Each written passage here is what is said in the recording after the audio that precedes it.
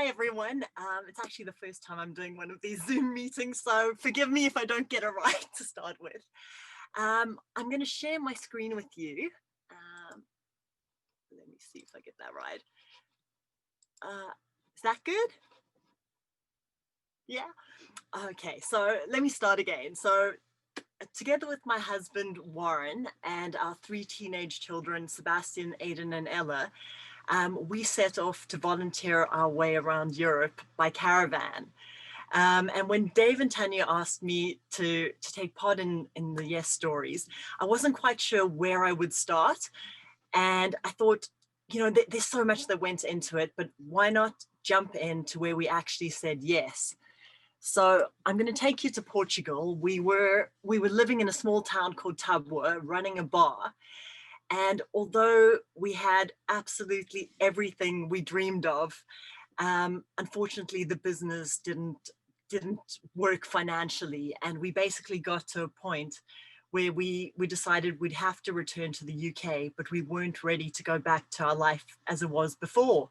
So that's when we bought a caravan and moved the entire family, 5 of us, 2 cats and a dog, into an 8x2 meter area.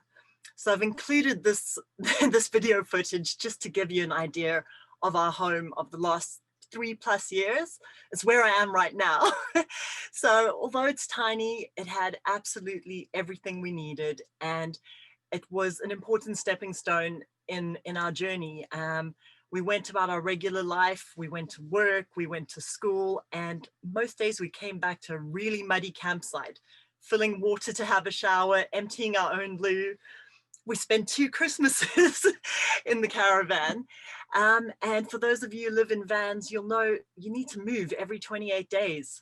So this was moving day. And as you can see, we had way too much stuff to start with. So yeah, those 18 months were us getting used to the space and preparing for what would be our epic adventure. There were things like weather, which you don't have to think about when you're living in a house. But here we are. This was the 16th of April, 2019, and we were just about to set off from Portsmouth to Santander.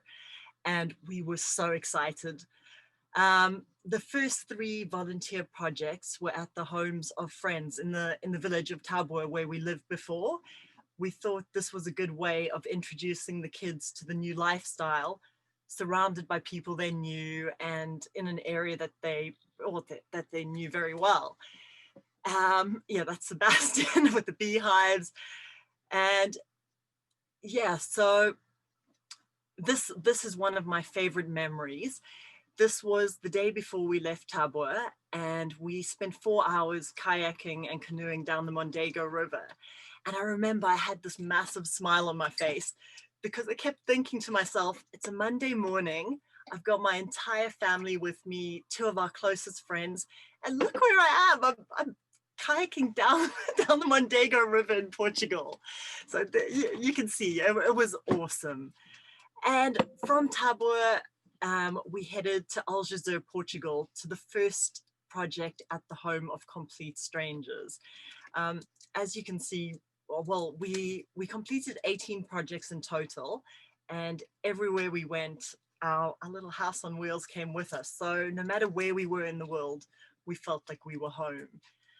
So now I'm going to introduce you to the Alexander family. And I happened to meet them on Instagram. They put a post up, said they've got so much work on their farm. And I sent them a message and said, do you need help?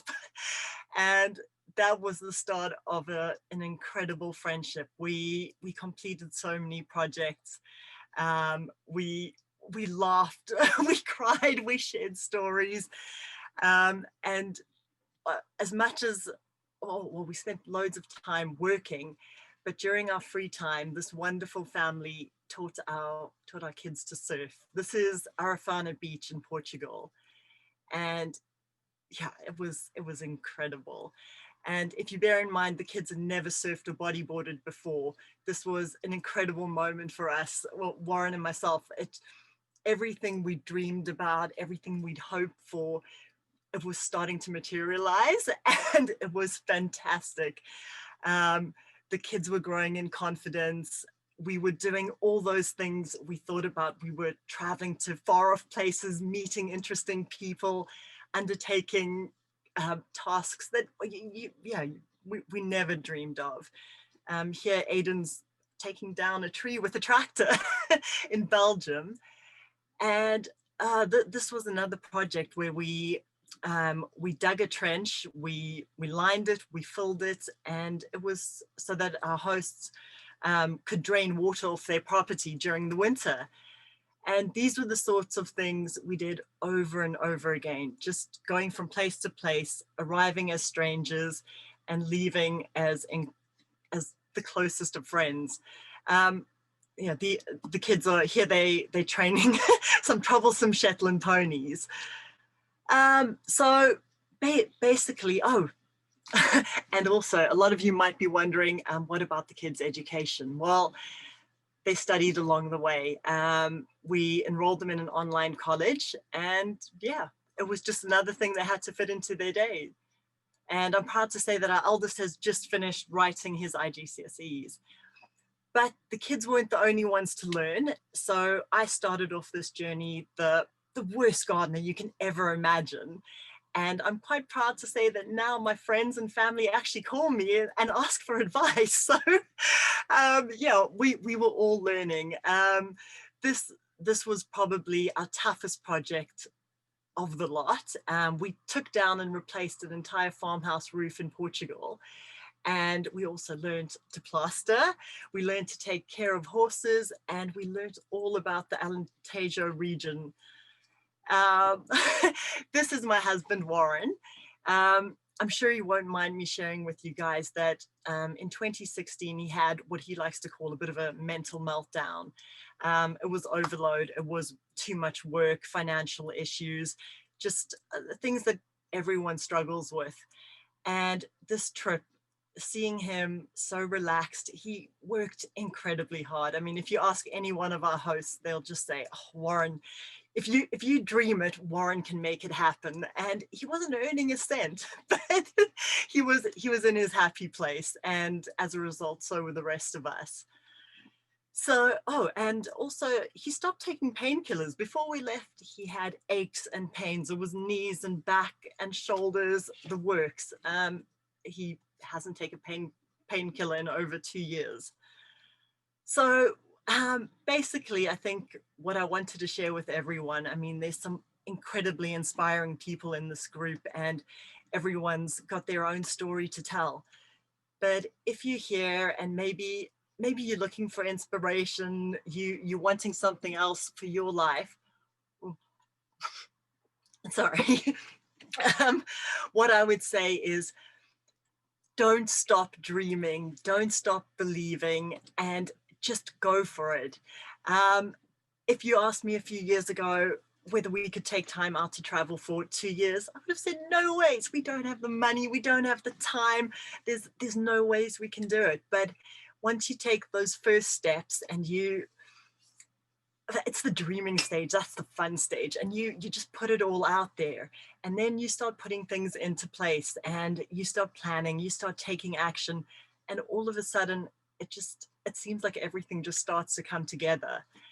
So before I go, I thought I'd end off with all these wonderful people over here, because just like us, they took a chance. They invited 5 complete strangers with a massive caravan and 2 cats into their lives. They shared everything they had with us. And funny story, before we left, I started a blog. I called it Our Traveling Family, because it was about our family and we were traveling. It took on such a different meaning once we were on the road, because these guys were our traveling family, and we are so grateful for each one of them, for the lessons we learned, the experiences we had, and yeah, we're just so grateful that we took the chance. And I think that pretty much brings me to the end. There's probably loads that I've forgotten, and if you have questions, feel free to ask, but it's been wonderful to share with you, and I hope you've enjoyed our story.